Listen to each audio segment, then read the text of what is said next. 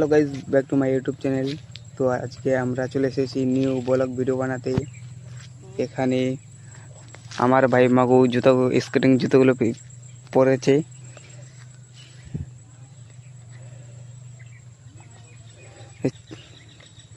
পরা হয়ে গেছে, এখন চালাই দেখাবে।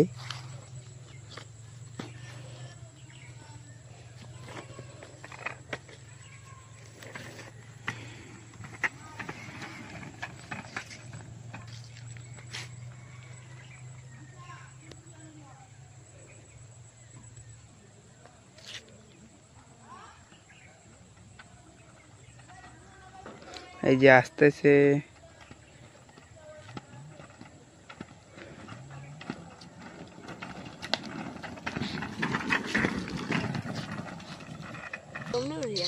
না যারা প্রথম স্কেটার এমন এক ঠ্যাং আগে দিবেন, তারপরে এক ঠ্যাং দিবেন, উঠে যাবেন। আস্তে করে ব্লেস বানাবেন। ব্লেস করতে শিখবেন গাইস, নাই তো পড়ে যাবেন। এমন করে ব্লেস করবেন, পিছের দিকে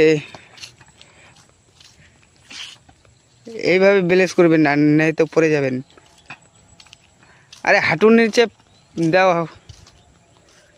এভাবে আস্তে আস্তে। এদিকে আসো, এদিকে আসো।